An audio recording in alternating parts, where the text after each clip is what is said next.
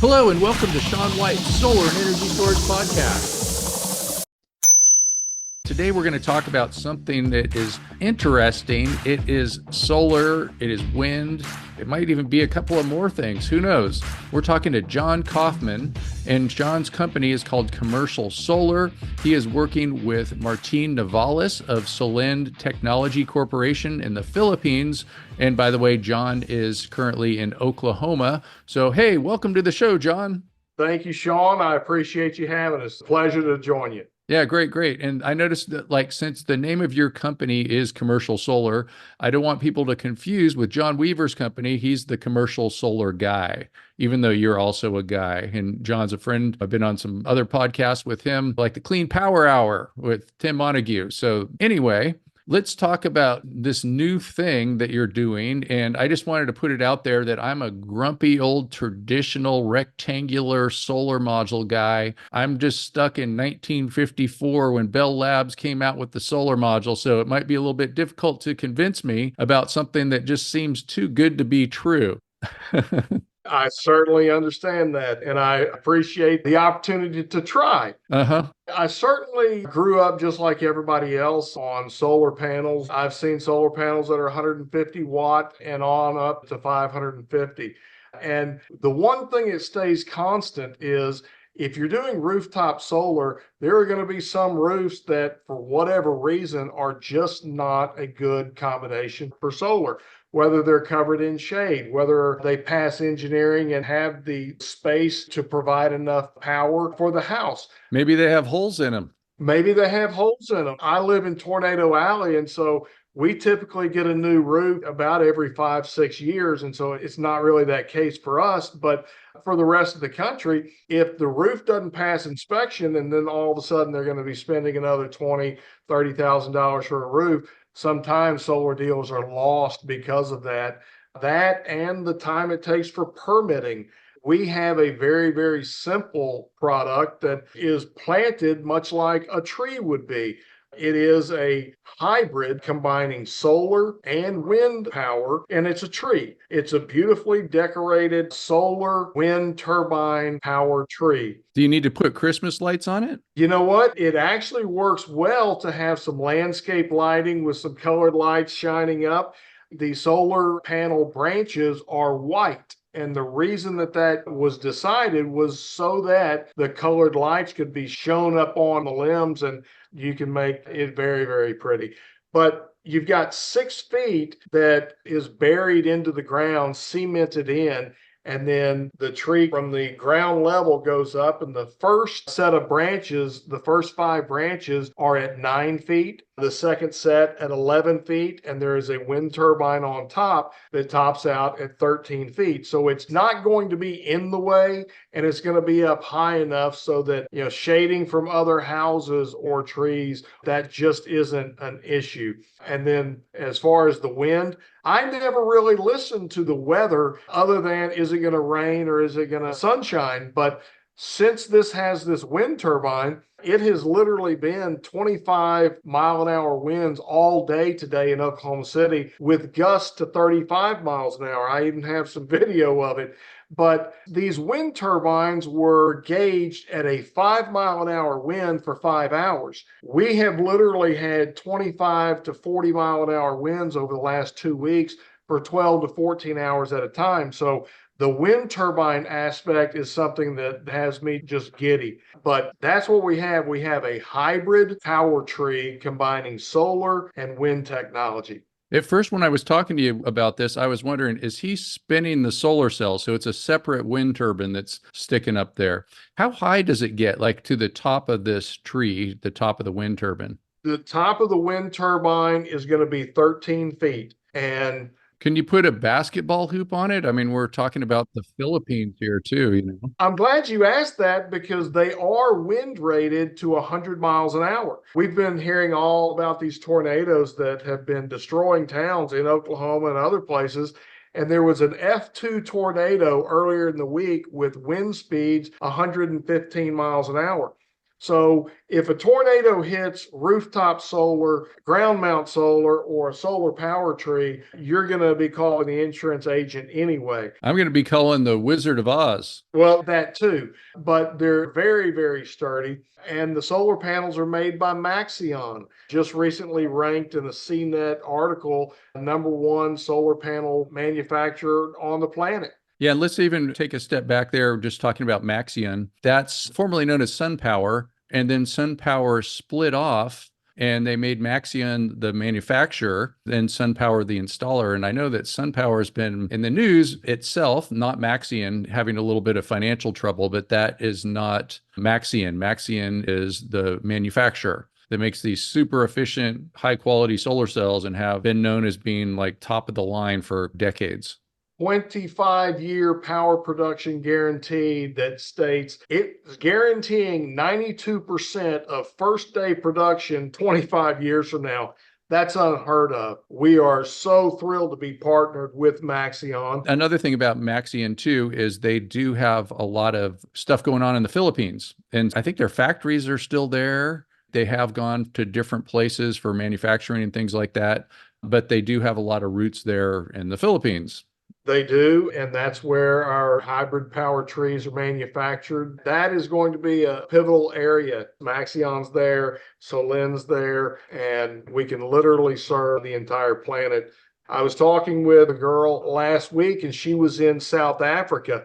I thought she was in England, but she was working in South Africa, and she told me that for 3 hours a day, they have no power. And to run a business where you have to plan around that 3 hours a day, she was very interested in the hybrid power trees because they've got wind and they've got sun. Another one of the partnerships that we have just signed is with a company called Skeps that allows us to offer financing for 10, 15, up to 25 years, and it's handled through the national banking system. So we're getting away with a lot of the solar lenders, which has been some recent news articles and events that have come out that, those exorbitant dealer fees are something that people want to get away from. So Skips, is that what you called it? It's called Skeps. How do you spell that? SKEPS.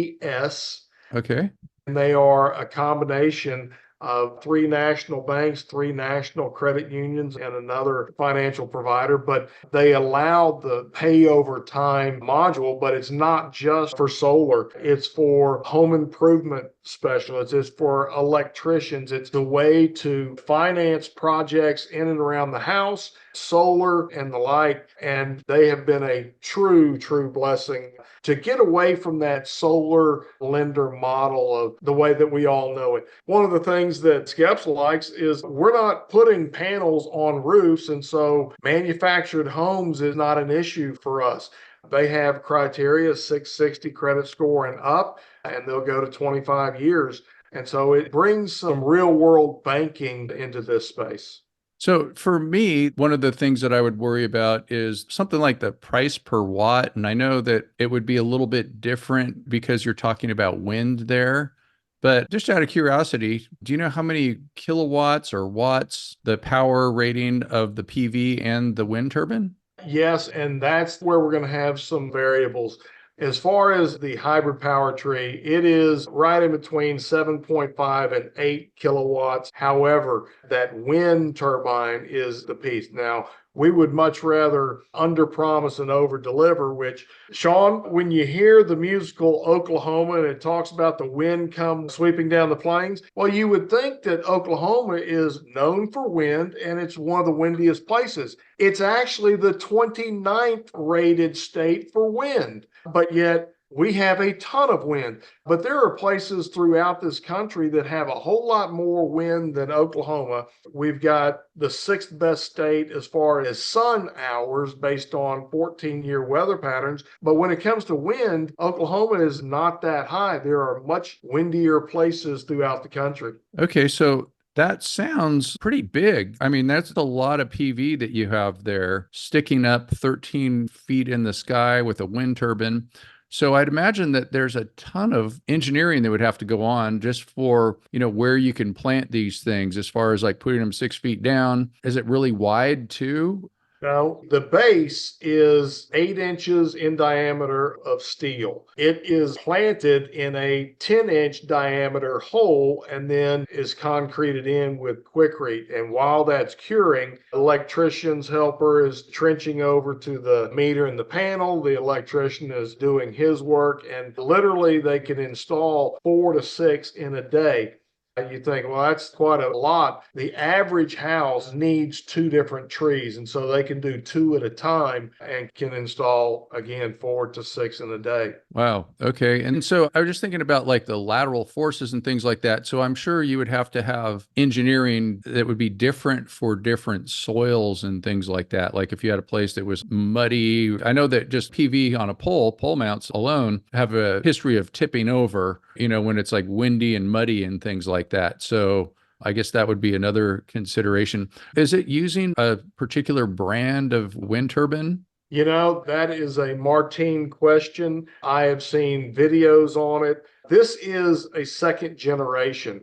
First generation, there's a lot more bulking up to the steel, to the 8-inch diameter, to the panels, to the wind turbine, and so on. And I am very, very excited in seeing some of the production that comes out of that. Yeah, I have a sailboat. It was called a Primus wind turbine, and I never really used it much just because a lot of people in the industry have gone away from wind because it's just really hard to make small wind work. It's like as the wind turbine gets huge, then it gets to be a lot more cost effective than when it's a lot smaller. And that's one of the reasons why you don't really see people doing small wind anymore. Plus, like their bearings and maintenance and all that kind of stuff.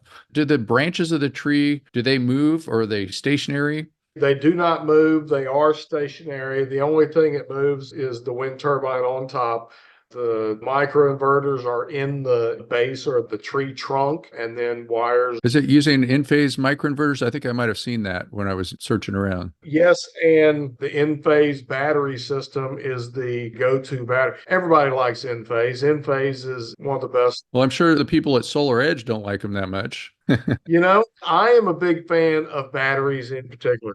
I think that's where everything is going, from the electric vehicles that 29 automakers are going 100% electric 2030, to apartment complexes that if they don't have EV chargers, they're basically telling all those EV owners, hey, we don't want you staying here because we have not provided any EV chargers. I think we're going to see a whole lot of changes throughout society on ways that we conserve energy, how we can produce more, and in different ways. And so that's what I really look forward to. Great. And so one thing too, as I was going to talk about, is UL. So the UL listing for PV is 61730. Does it have the UL 61730 or is it, UL for the PV? That is another Martine question, and we can certainly get that. He is at the factory. They are putting together new videos, new optics, and I can't wait for that to happen. We are expecting our first shipment about the middle of June, and will be pre-sold out long before they arrive. Cool. So it'll just be like you plant these 13-foot tall trees in your front lawn or whatever it is, your backyard. I don't know if I'm going to put it in my front yard, but yes, it goes 6 feet down. And then the tree is actually 19 feet tall. Oh, I was wrong. 19. 6 feet is going underground, cemented in, and then the tree will be 13 feet from ground level up. So it's tall enough to be out of the way. I doubt you're going to be playing basketball around it, but it's going to be producing power even when the sun goes down. We interrupt you for a very important announcement. Sean White's Solar and Energy Storage Podcast has been brought to you by Sean White's Solar and Energy Storage Podcast. That's right, Sean White is sponsoring his own podcast, and he wants to remind you to go check out some of his classes. You can go to SolarSean, that's solar, SEAN.com, and then click on the links to check out his classes. You can check out his heat spring classes, and you can also hire him to teach classes for you, like at your company, something like that. Now back to the show. So I've been speaking with people literally all over the world. I may have thought they were in London, but they turned out to be in South Africa. And I have family there in South Africa. No kidding. You just have family everywhere. But the one thing that I really like about the flexibility with these hybrid power trees is if there is a tragedy, if there is a hurricane, if there are tornadoes and there is no power, at least with the hybrid power trees and a battery, you've got power immediately. Different parts of the world, electricity means the difference for so many people. But we like the applications. We like the off-grid capabilities. It's also grid tied. We want to have it priced so that it makes sense for homeowners. And on the wholesale side, we're looking at somewhere around $2.50 a watt on the retail and the homeowner level. That after installation, after all the incentives and so on, you're looking at somewhere around 350, 360 a watt. But it is something that's brand new. And when you say per watt, is that just for the PV part of it?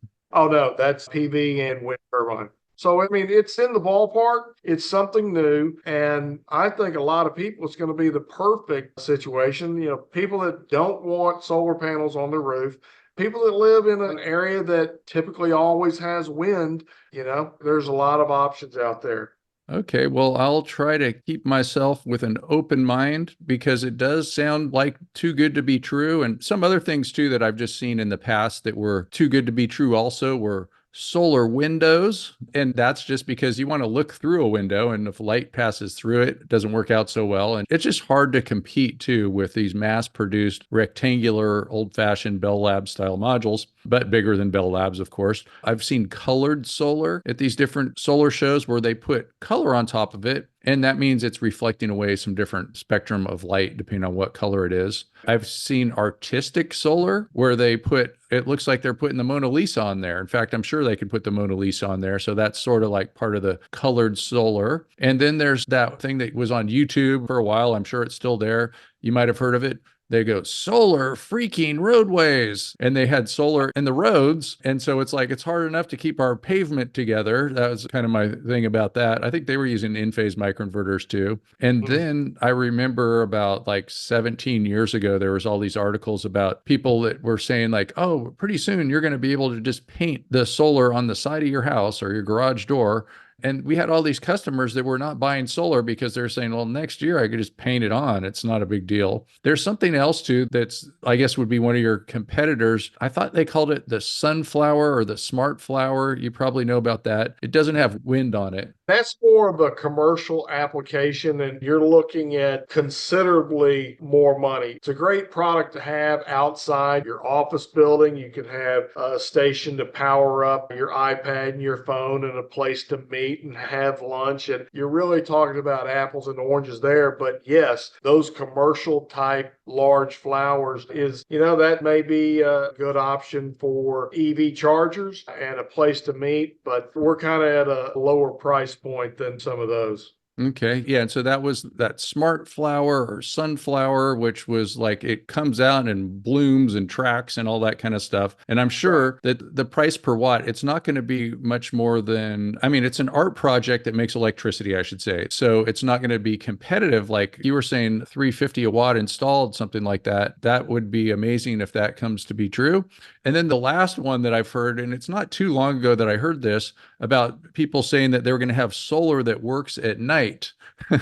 And I'm just like, okay, solar that works at night, where's the energy coming from? There's not energy coming out of the sky at night, or, unless you talk about starlight or there's low energy radio waves, whatever, but it's not going to be like the sun coming down at 1,000 watts per square meter, something like that. I guess you could say that your solar works at night because it has wind turbines on it, huh? Well, my bedroom is up on the second floor, and I can always hear the wind whipping around when the wind's up. And yes, you'd be making energy, generating your own power all night long here lately. And so another thing too about the small wind is it goes faster and you have different types of maintenance. So you would have to change some bearings and get up there. I went out to, I was in Arizona where they were making the Primus wind turbines. They're nice people that were running that company when I met them. And they showed me how to take it up and down. And it was kind of a big process. Like it was up a lot higher than 19 feet. And they have this tower and they have all these winches and things and they drop it down. down.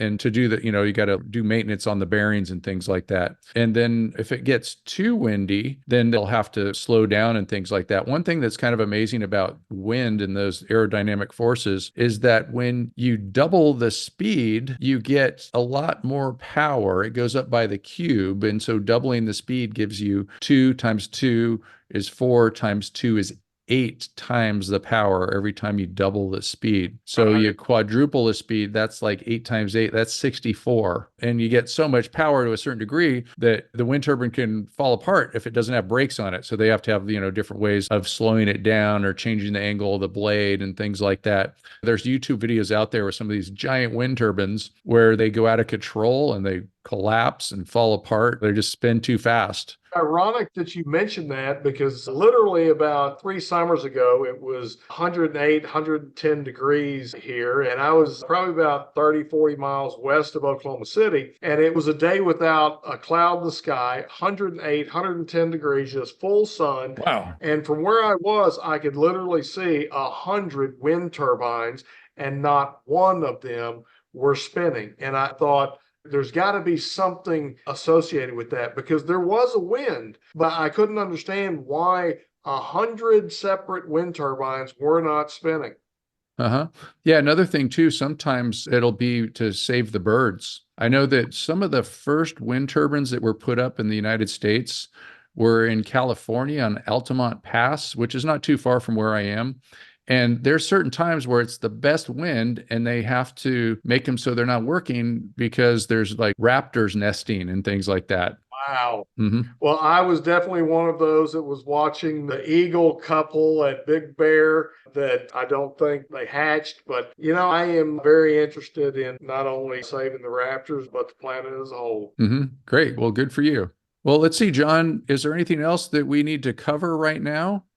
Well, I tell you what, you can get everything on our website, which is commercialsolar.biz, commercialsolar.biz. I would love to speak with any person that is interested in providing the hybrid power trees. We think that this is going to be the next thing. Great. Well, thank you so much, John Coffman of commercialsolar.biz. Thanks for being on the podcast. It was fun talking to you and being just kind of fun and loose, and I enjoyed our conversation. And I wish you all the luck, and I hope that you prove grumpy old traditional rectangular framed with aluminum framed solar modules that people like me, I hope you prove us wrong. Well, Sean, it was a pleasure being on your program. We'll have to check back with you soon. Yeah. Okay. All right. Thank you. And thanks for listening to Sean White's Solar and Energy Storage Podcast. Get yourself NABCEP certified. Take some of my classes. Check it out. SolarSean.com. Woo!